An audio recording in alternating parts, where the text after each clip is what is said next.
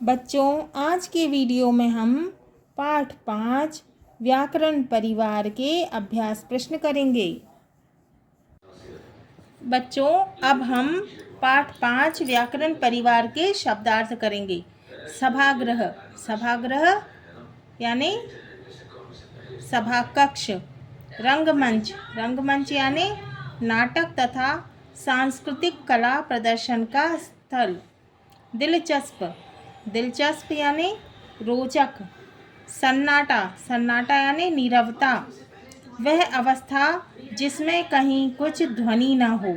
नियंत्रण यानी अंकुश, रोक। लुप्त यानी छिपा हुआ। खानदान यानी कुल और घराना। विख्यात यानी प्रसिद्ध। दीर्घायु यानी लंबी आयु, अधिक आयु। तो बच्चों, आज हम पाठ 5 व्याकरण परिवार के अभ्यास प्रश्न हल करेंगे। प्रश्न 1, सही विकल्प चुनकर लिखिए। क, संज्ञानंद का काम नहीं हो सकता है। तो संज्ञानंद का काम किसके बिना नहीं हो सकता है? उत्तर, क्रियादेवी के बिना। ख, संज्ञानंद या सर्वनाम की विशेषता बताने वाले शब्द हैं। उत्तर है विशेषण। प्रश्न 2, रिक्त स्थानों की पूर्ति कीजिए। उत्तर क, अपनी भाषा को बिगाड़कर विदेशी भाषा की मिलावट से हम अपनी संस्कृति पर गहरा खालिस्तान कर रहे हैं। क्या कर रहे हैं? गहरा आघात कर रहे हैं। तो खालिस्तान में आएगा आघात। ख, महान, महानतर और महानतम शब्द किसकी अवस्थाएं हैं? विशेषण की अवस्थाएं हैं। तो इसमें खालिस्तान में आएगा विशेषण। महान, महानतर और महानतम शब्द विशेषण की अवस्थाएं हैं। ग, क्रिया विशेषण की माँ का नाम खालिस्तान है। क्रिया विशेषण की माँ का नाम क्रिया है। घ, संज्ञा या सर्वनाम का वाक्य में अन्य शब्दों से संबंध बताने वाले शब्द क्या कहलाते हैं? संबंध बोधक। तो खालिस्तान में आएगा संबंध बोधक कहलाते हैं। प्रश्न 3, एक या दो वाक्यों में उत्तर दीजिए। प्रश्न क, विशेषण किसे कहते हैं? उत्तर, संज्ञा या सर्वनाम की विशेषता बताने वाले शब्दों को विशेषण कहते हैं। जो शब्द संज्ञा या सर्वनाम की विशेषता बताते हैं उन्हें विशेषण कहते हैं। ख, सर्वनाम शब्द किन शब्दों के बदले में आते हैं? सर्वनाम शब्द किन शब्दों के बदले में आते हैं? उत्तर, सर्वनाम शब्द संज्ञा के बदले में प्रयोग में आते हैं, जैसे यह, वह, वे। प्रश्न ग, समुच्चय बोधक वाक्य में क्या काम करता है? उत्तर, समुच्चय बोधक वाक्य में सबको जोड़कर रखने का काम करता है। तो समुच्चय बोधक जो है वो सबको जोड़कर रखने का काम करता है।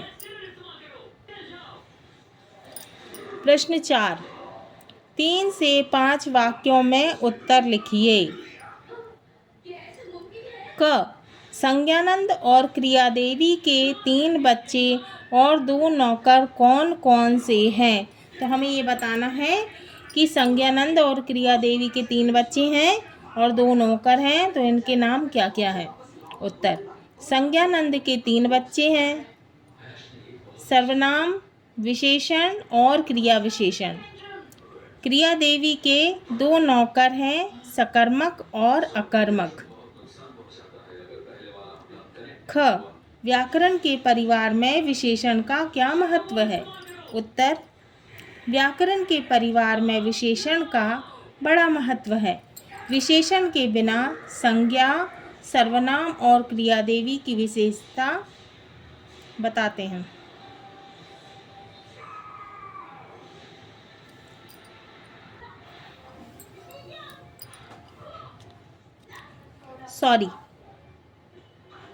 उत्तर है, व्याकरण के परिवार में विशेषण का बड़ा महत्व है। विशेषण के बिना संज्ञा, सर्वनाम और क्रिया महत्व स्पष्ट नहीं होता। विशेषण संज्ञा, सर्वनाम और क्रिया की विशेषता बताते हैं। ग हिंदी भाषा के जन्म की कहानी लिखिए। उत्तर संस्कृत भाषा की सबसे प्राचीन भाषा है। उत्तर संस्कृत भारत की सबसे प्राचीन भाषा है। संस्कृत भाषा से प्राकृत एवं पाली भाषाएं विकसित हुई। प्राकृत से अपभ्रंश भाषा का जन्म हुआ। इसी अपभ्रंश भाषा से हिंदी भाषा का जन्म हुआ। घ क्रिया विशेषण और संबंध बोधक में क्या अंतर है?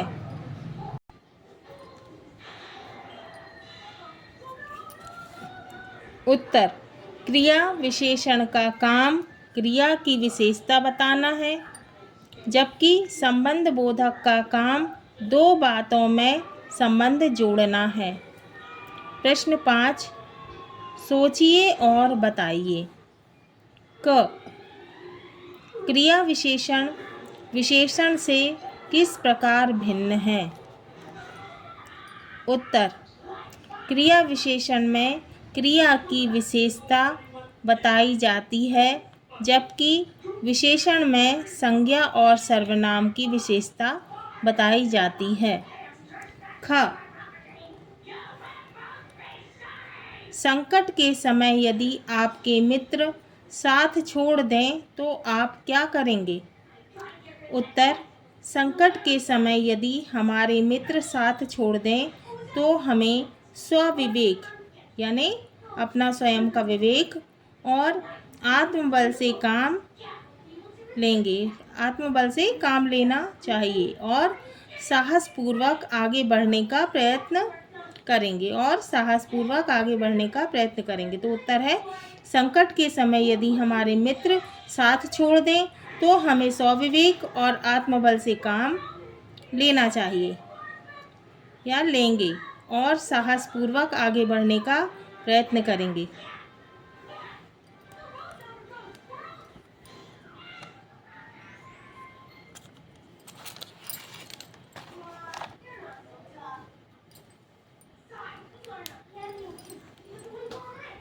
ग विस्मय बोधक शब्दों से हम अपने मन के किन किन भावों को प्रकट करते हैं? उत्तर विस्मयादि बोधक शब्दों में हम अपने मन के हर्ष यानी खुशी, विषाद यानी दुख, विस्मय आदि भावों को प्रकट करते हैं। प्रश्न 6 अनुमान और कल्पना के आधार पर उत्तर दीजिए। प्रश्न का क्या आप समुच्चय बोधक शब्दों के अभाव में अपनी बात पूरी कर सकते हैं? उत्तर समुच्चय बोधक शब्दों के अभाव में हम अपनी बात पूरी नहीं कर सकते हैं। ख यदि भाषा में क्रिया का प्रयोग ना किया जाए तो क्या होगा? उत्तर क्रिया के प्रयोग के अभाव से भाषा में अस्पष्टता होगी।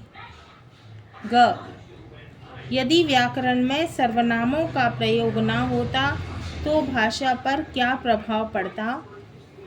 उत्तर यदि व्याकरण में सर्वनामों का प्रयोग ना होता तो भाषा पर बुरा प्रभाव पड़ता। संज्ञा शब्दों का प्रयोग बार बार होता, जिससे कथन में शिथिलता और बोरियत का अनुभव होता। भाषा की बात। प्रश्न 1 निम्नलिखित मुहावरों का अपने वाक्यों में प्रयोग कीजिए। तो मुहावरों का वाक्यों में प्रयोग करना है। सन्नाटा पसरना, गप्पे लड़ाना, आदत में शुमार होना, हाथ बटाना। सन्नाटा पहला है सन्नाटा पसरना। रात्रि में सन्नाटा पसर जाता है। दूसरा गप्पे लड़ाना। गप्पे लड़ाने में काम समय पर पूरा नहीं होता है। तीसरा, आदत में शुमार होना। बात बात में झूठ बोलना रामू की आदत में शुमार हो गया है। चौथा, हाथ बटाना। मैं अपने पिताजी के दुकान के काम में हाथ बटाता हूँ। प्रश्न 2, नीचे दिए शब्दों के विलोम शब्द उनके नीचे बने घड़े में लिखें। शब्दों से चुनकर लिखिए। सुत, मित्र, प्रशंसा, हर्ष, नीरस, सत्य, आशा।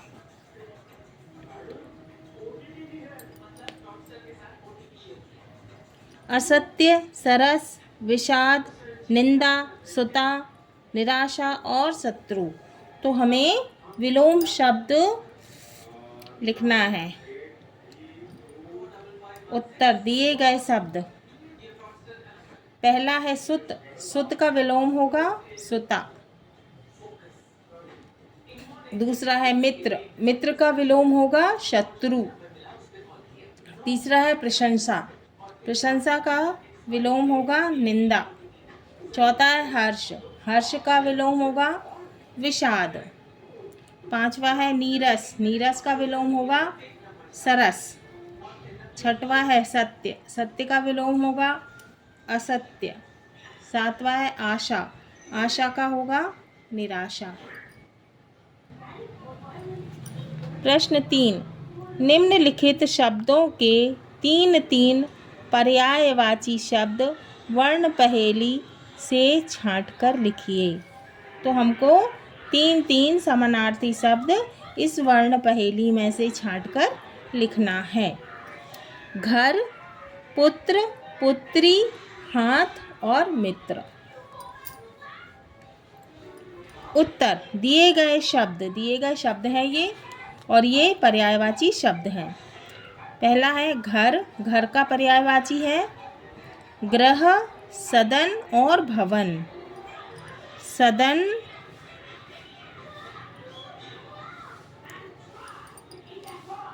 गृह, ग्रह और भवन। भवन। पुत्र, पुत्र का है बेटा और सुत। पुत्र का है बेटा, सुत और तनय। बेटा, सुत और तनय। पुत्री, पुत्री का सुता, बेटी, तनया।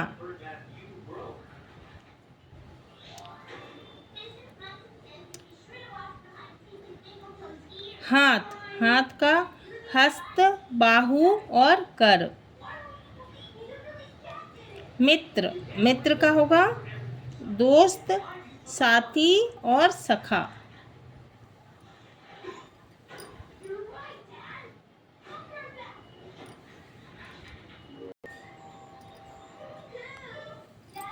प्रश्न 4, निम्नलिखित कथन किसके हैं? उनके विषय में एक एक वाक्य लिखिए। प्रश्न 1,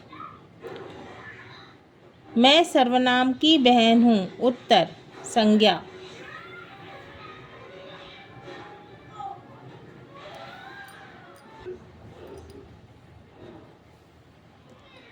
दूसरा, मैं अपनी माँ को बहुत चाहती हूँ। हिंदी भाषा। तीसरा, बच्चा हमारे घर जन्मे और उसका नामकरण पड़ोसी करें। संज्ञा। चौथा, मैं परिवार में सबसे बड़ा हूँ ना, घर का सारा काम मुझे ही करना पड़ता है। उत्तर है सर्वनाम। प्रश्न 5, निम्नलिखित वाक्यांशों के लिए एक एक शब्द लिखिए। क, वह, क्रिया जिसका कोई कर्म ना हो। तो कौन सी क्रिया होती है? उत्तर है अकर्मक क्रिया। जिसका कोई कर्म नहीं होता वह कौन सी क्रिया है? अकर्मक क्रिया। ख, वह क्रिया जिसके साथ कर्म होता है। उत्तर सकर्मक क्रिया। ग, वे शब्द जिनके रूप में लिंग, वचन या कारक के अनुसार बदल जाते हैं। उत्तर है सर्वनाम। घ, वे शब्द जिनके रूप सदैव एक जैसे रहते हैं। उत्तर है अव्यय। अगला, कार्य की समाप्ति का बोध कराने वाला काल होता है। उत्तर है भूतकाल। प्रश्न 6, निम्नलिखित वाक्यों में से संज्ञा एवं उसके भेदों के नाम छांटकर तालिका में लिखिए।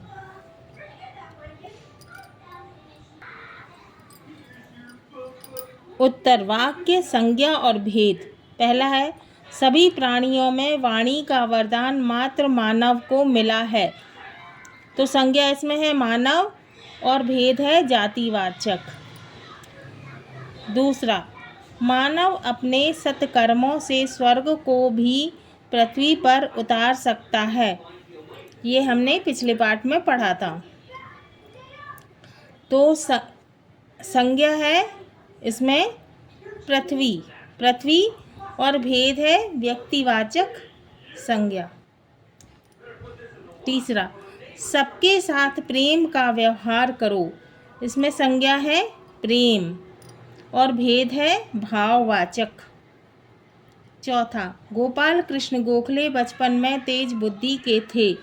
संज्ञा है गोपाल कृष्ण गोखले और भेद है व्यक्तिवाचक।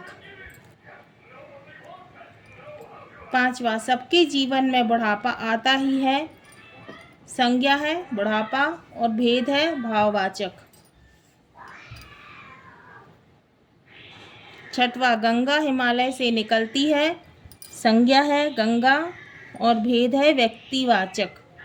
सातवां, लड़के खेल रहे हैं। संज्ञा है लड़के और भेद है जातिवाचक। आठवां, यह पुस्तक पुरानी है। संज्ञा है पुस्तक और भेद है जातिवाचक। हाँ तो बच्चों, आज हमारा पाठ 5 व्याकरण परिवार पूर्ण होता है।